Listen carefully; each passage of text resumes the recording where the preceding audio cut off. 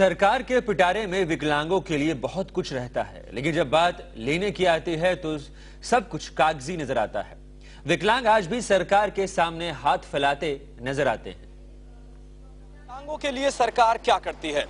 कागजों पर ना जाने कितने आर्टिकल्स, ना जाने कितने सेक्शन विकलांगों के नाम मिल जाएंगे, लेकिन सवाल यह है कि क्या ये सब चीजें अमल में लाई जा रही हैं? हमारे साथ हैं महाराष्ट्र अपंग संस्था के कुछ लोग जो इस चीज के भुक्तभोगी हैं। उन्हीं से जानेंगे और उन्हीं से इस सवाल का जवाब भी मांगेंगे कि क्या ये सारी चीजें अमल में लाई जा रही हैं, और लाई जा रही हैं तो कितनी। आपसे जानेंगे सीधे सीधे कि ये सब चीजें कितनी अमल में लाई जा रही हैं। आर्टिकल, सेक्शन, काफी प्रावधान बनाए हैं सरकार ने, लेकिन आपको कितना फायदा मिलता है? आज इस देश के अंदर विकलांगों का संयुक्त राष्ट्र संघ के माध्यम से जो पूरे विश्व में equal rights and opportunity for the disable नाम का जो कानून पारित हुआ है, वो कानून हिंदुस्तान में भी आया हुआ है और महाराष्ट्र में 1 जून 1997 से पारित भी लग भी गया हुआ है, अधिसूचना निकल के। लेकिन आज परिस्थिति ये है, अध्यादेश आदेश निकलवाने के बावजूद एक भी विकलांगों को उसी की सुविधा प्राप्त नहीं होती है। और इस संदर्भ में हमने याचिका दाखिल की है।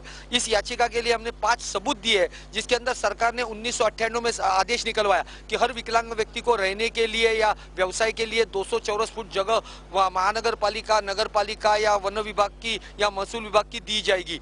हमने उसके अंदर आरटीआई के अंदर जानकारी ली, विधानसभा में लक्ष्यवेधी डाली, तो लक्ष्यवेधी से सूचना प्राप्त हुई है कि आज तक एक भी व्यक्ति को इसके का 200 स्क्वायर फीट का जगह मिला ही नहीं है। हमारा कोई विकलांगों का कोई माई बाप ही नहीं है। सभी राजनेताओं की जो व्यवस्था है वो अपने अपने पर्सनल केंद्रित या अपने विभाग तक ही सीमित है।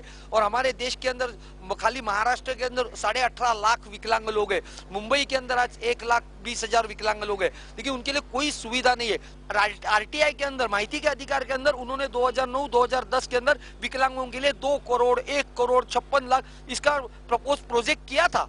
और उसके प्रोजेक्ट किए हुए पैसे मैंने उसके प्रस्ताव दिए कि भाई 56 लाख रुपए ना महानंदा के दूध के स्टॉल दो। भी मीरा भाईंदर महानगर पालिका, उधर 56 लाख 2009 के लिए तरतूद किया। महानंदा के अधिकारियों के साथ में मीटिंग हो गई, सब कुछ हो गया, लेकिन उनके महापौर बोले कि वाटनकर जी, हमने तुम्हारे कार्यक्रम में आके घोषणा की है कि विकलांगों को महानंदा के स्टॉल दिए जाएंगे, लेकिन 20% का क्या?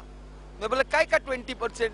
नहीं, बोले कोई भी विकलांग हो या कोई भी हो, किसका भी पैसा पारित करने का होगा तो उसका 20% देना पड़ता है। महाराष्ट्र सरकार के पास ऐसे लोगों को घर देने के लिए जगह है, जैसे फिल्मी स्टार वालों को देते हैं, नेता लोग को देने के लिए, लेकिन हैंडीकैप के लिए देने के लिए कुछ जगह ही नहीं है। उधर में मायावती का पुतला खड़ा करने के लिए भारत में जगह है, उधर में मुलायम सिंह के लिए हाउस में अपना स्विमिंग पूल बनाने के लिए जगह है, महाराष्ट्र के मंत्री लोग के लिए स्विमिंग पूल बनाने के लिए भरपूर पानी है, मगर हमारे हैंडीकैप के लिए नहाने के लिए या पीने के लिए पानी की सुविधा नहीं होती।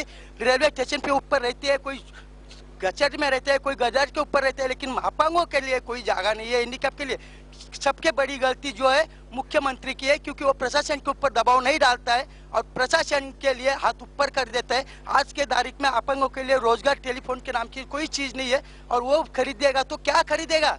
आज 20 रुपए के अंदर में उसका खाना नहीं होता है। अगर जिंदगी बनाना चाहता है तो वो भी जिंदगी उसकी बन नहीं सकती है। उससे अच्छा अपंगों के लिए प्रशासन एक कानून बनाए कि जितने भी हैंडीकैप है देश के अंदर में, उनको एक लाइन में खड़ा रह के कारगिल के जैसा युद्ध में मार डाले, ताकि अपंगों के हमेशा के लिए ये सवाल छूट जाएगा। मुख्यमंत्री हमको बोलते हैं तुम लेटर दो, हम आपको जवाब देंगे, बस उतना ही बोल के तो हो जाते हैं। हम आपका लेटर ये थैली भर के हमारे कागज पत्र है, यहाँ पे जरा कैमरा घुमाइए, देखिए पूरा थैली भर के कागज पत्र है हमारे, हम आपको सब दिखाएंगे। उसमें जितने भी गवर्नमेंट ने कानून बनाए हैं उसके अंदर लिखा हुआ है, और जो जितने भी प्रशासन के अधिकारी है ना, वहाँ पे हम लोग जाते हैं, हमको कुछ भी बोल के चले जाते हैं बस।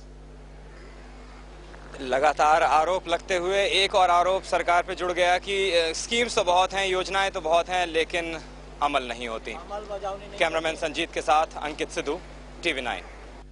बेहद शर्म की बात है ये राज्य सरकार के लिए कि विकलांगों को उनका हक अब तक नहीं दिया गया है।